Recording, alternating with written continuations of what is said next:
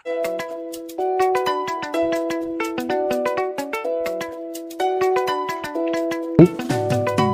uban nan kai Allah sa waccan kuɗi ne ta yadda na rantse da Allah da ma garo garo nake so in. Ni malam ina ga ma Allah ya sa kuɗi ne ka. Ya salam. Ni gwara ga kuɗi da ga wannan ATM din. Ina ai kiran ta kawai zan bata ni da garo garo ma na gani da yayi wannan ATM din. Hajiya yawa. Hajiya.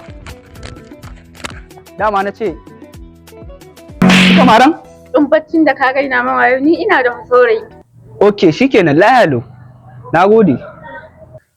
Wai tamaran wai saboda zan bata ATM. Kyau. Normal. Za ta samu.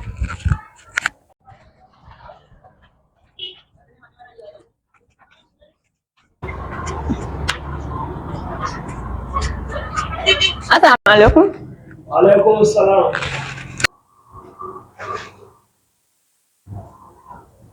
Ya ke so? Akwai kashi. Kamar nawa kike so?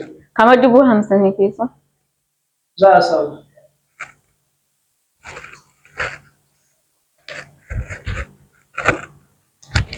Inna lillahi wa inna ilaihi raji'un. Me faru?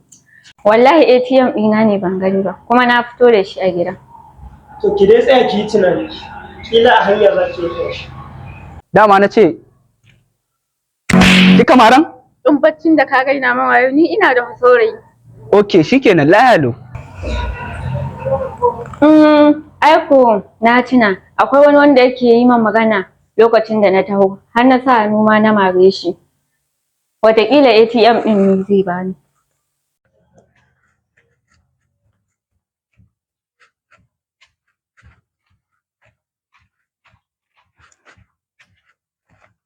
Mai gida don Allah kai haƙuri na mare ka ban tsaya na saurari uzurin ka ba.